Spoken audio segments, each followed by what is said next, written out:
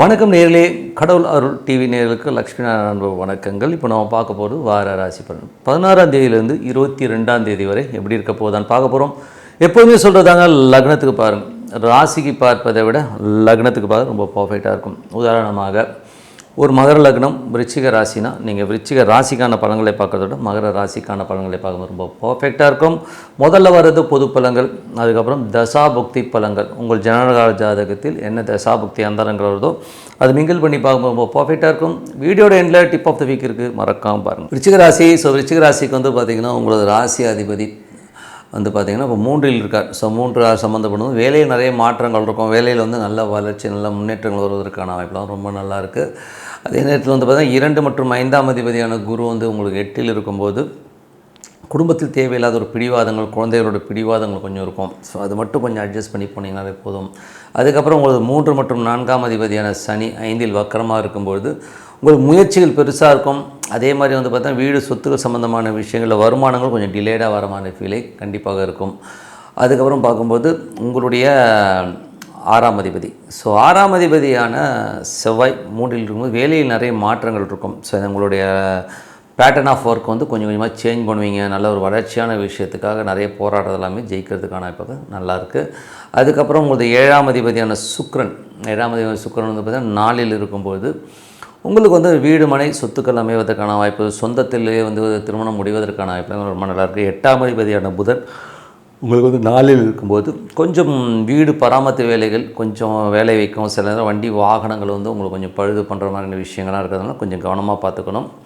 அதுக்கப்புறம் 9ஆம் அதிபதியான சந்திரன் வந்து சிறப்பான விஷயங்கள் நல்ல ஏற்றங்களை கொடுக்கறதுக்கான வாய்ப்புலாம் இருக்கும். தந்தையுடைய உடல்நலம் சம்பந்தமான விஷயங்கள் மட்டும் கொஞ்சம் கேர்ஃபுல்லாக பார்த்துக்கணும். 10ஆம் அதிபதியான சூரியன் வந்து உங்களுக்கு 4ல் இருக்கும்பொழுது நல்ல ஏற்றங்கள், தொழில் நல்ல மென்மையான விஷயங்கள், நல்ல ஏற்றங்கள், நல்ல ஒரு லெவலில் முன்னேறதுக்கான வாய்ப்பு எல்லாமே ரொம்ப அற்புதமாக இருக்குங்க. ஸோ அதுக்கப்புறம் பார்க்கும்போது உங்களுடைய 11ஆம் அதிபதி, 8-11ஆம் அதிபதியான புதன் உங்களுக்கு 4ல் இருக்கும்போது பெரிய சொத்துக்கள் ஏதாவது பெரிய வண்டி வந்து லோன் போட்டு வாங்கணும்னு சொல்லிட்டு பியாண்ட் த லெவல் போட்டு மாட்டிக்கக்கூடாது. ஏன்னா வந்து ஒரு பேராசை வந்து ஒரு பெருநஷ்டத்தை உருவாக்குறதுனால கொஞ்சம் அலர்ட்டாக இருந்துக்கிறது ரொம்ப ரொம்ப நல்லதுங்க. மற்றபடி என்னங்க, இதுவரை 10 பொது பலன்கள். இப்போ பார்க்கும்போது தசாபுக்தி பலன்கள். விருச்சிக லக்னமாக இருந்து சூரியன் தசாபுக்தி, சூரியன் 10ஆம் அதிபதி இப்போ வந்து உங்களுக்கு 4ல் இருக்கும்போது நல்ல சொத்துக்கள் அமைவதற்கான வாய்ப்பு, தொழில் ரீதியான விஷயங்களை லோன்ஸ் அப்ளை பண்ணி அது கிடைக்கிறதுக்கான வாய்ப்புமே ரொம்ப நல்லாயிருக்கு. நல்ல லெவலில் முன்னேறதுக்கான வாய்ப்பும் ரொம்ப நல்லா இருக்குங்க.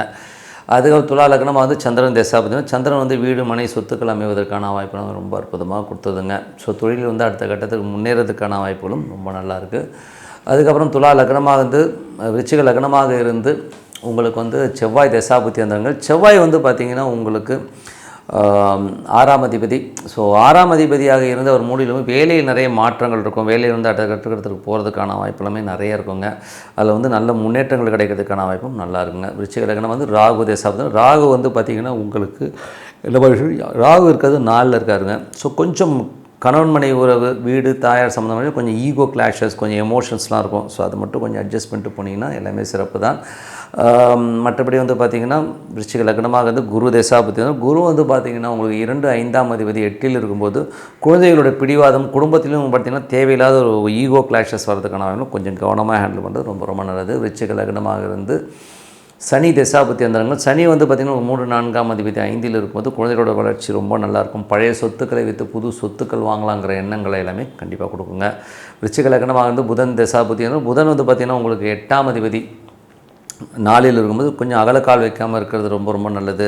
அதே நேரத்தில் தாயாரோட உறவு சார்ந்த விஷயங்கள் வந்து கொஞ்சம் கவனமாக பார்த்துக்கணும். சில நேரங்களில் மன உளைச்சல் வர்றதுக்கான வாய்ப்பு கொஞ்சம் பார்த்து பேசுறது நல்லது. விருச்சிக லக்னமாக இருந்து புதன் தசாபுத்தி அந்தரங்களில் வந்து கொஞ்சம் இந்த மாதிரி விஷயங்கள் இருக்கணும். கொஞ்சம் அந்த தசாபுத்தி அந்தரம் நடக்கணும்னு கொஞ்சம் கேர்ஃபுல்லாக இருந்துக்கணும்.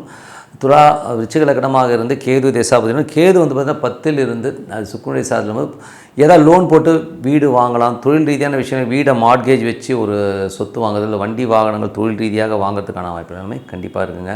விருச்சிக லக்னமாக வந்து சுக்கிர தசாபுத்தி அந்தரங்கள். சுக்கிரன் வந்து பார்த்திங்கன்னா உங்களுக்கு 7ஆம் அதிபதி 4ல் இருக்கும். சொந்தத்தில் திருமணம் கைகூடி வருவதற்கான வாய்ப்புமே ரொம்ப நல்லா இருக்குங்க. ஸோ மற்றபடி என்னங்க, என்னை பொறுத்தவரை ஒரு நல்ல ஒரு பிரார்த்தனை, அமைதியாக ஒரு இடத்துல உட்காந்து ஒரு பிரார்த்தனை பண்ணும்போது கண்டிப்பாக நம்ம அடுத்த லெவல் போகிறதுக்கான இப்போ ரொம்ப சிறப்பாக இருக்குது. Tip of the week. So tip of the வீக்கில் வந்து நம்ம பார்க்க போகிறது வந்து ஏமாற்றுக்காரர் 420 ஜாதகம் எப்படி இருக்குன்றதான் பற்றி பேச போகிறோம்.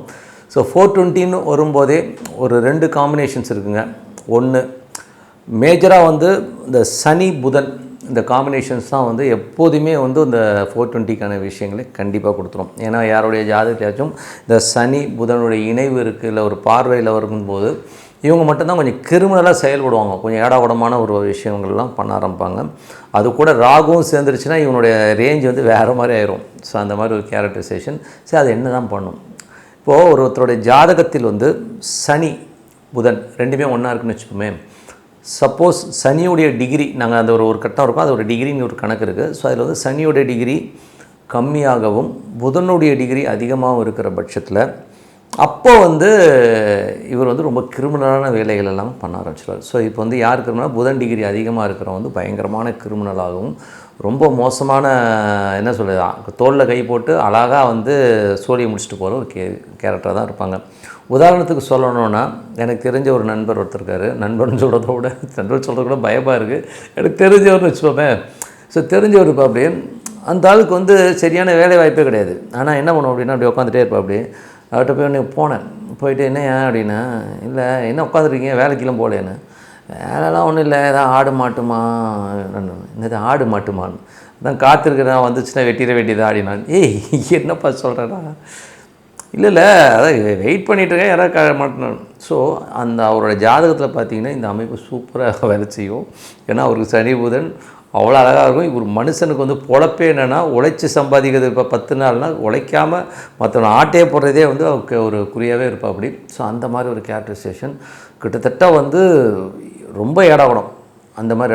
ஏன்னா அவர்கிட்ட வந்து ஒரு நண்பர் ஒருத்தர் சொன்னார், நம்ம ஏங்க அந்த ஆள் நாங்கள் இப்படி பண்ணிட்டான், அவனை பாருங்கள் வெட்டுறேன் குத்துறேன்னா, அவர் எதிர்க்க வரும்போது அந்த ஆளுக்கிட்ட கேட்குறான், ஏன்பா தெரிஞ்சவனை போய் ஏமாத்துறிய, உனக்கு இதெல்லாம் கொஞ்சமாச்சு இருக்கா அப்படின்னு அந்த ஆளை பார்த்து கேட்குறான். அதுக்கு அந்த ஆள் சொல்கிறான், தெரிஞ்சவனை ஏமாற்றாமல் தெரியாதவனை எப்படியா ஏமாத்துறதுன்னு சொல்லி கேட்குறான்.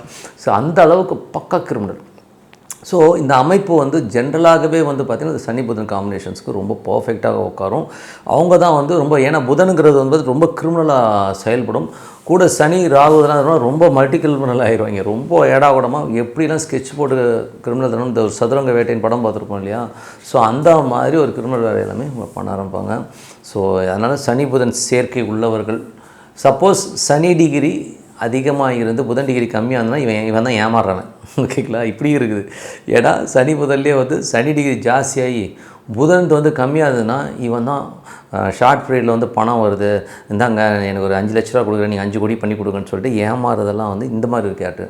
ஸோ இந்த சனி புதன் கேரக்டரைசேஷனை கொஞ்சம் நல்லா அண்டர்ஸ்டாண்ட் பண்ணிக்கோங்க. உங்கள் ஜாதகத்தில் இருந்ததுன்னா, சப்போஸ் சனி வந்து கம்மியான டிகிரியில் இருந்து புதன் அதிகமாக இருந்தால் நீங்கள் கிரிமினல் நானே சொல்கிறேன். ஏன்னா அவங்களுக்கு எப்படி இருந்தாலும் ஒரு செகண்ட் ரூட் வந்து கிடச்சிக்கிட்டே இருக்கும், நேர் வழியில் போகிறதே பிடிக்காது. ஓகேங்களா, அதே மாதிரி சப்போஸ் சனி புதன் இருந்து சனியோட டிகிரி அதிகமாக இருந்ததுன்னா நீங்கள் ஏமாளிங்கிறதும், நீங்கள் மற்றவர்கள்ட்ட பழகும்போதோ ஒரு பண பரிவர்த்தனைலாம் பண்ணும்போதும் ரொம்ப ரொம்ப ரொம்ப ரொம்ப உஷாராக இருக்கணும், இல்லைனா மாட்டிப்பீங்கன்ற உண்மையான விஷயம்.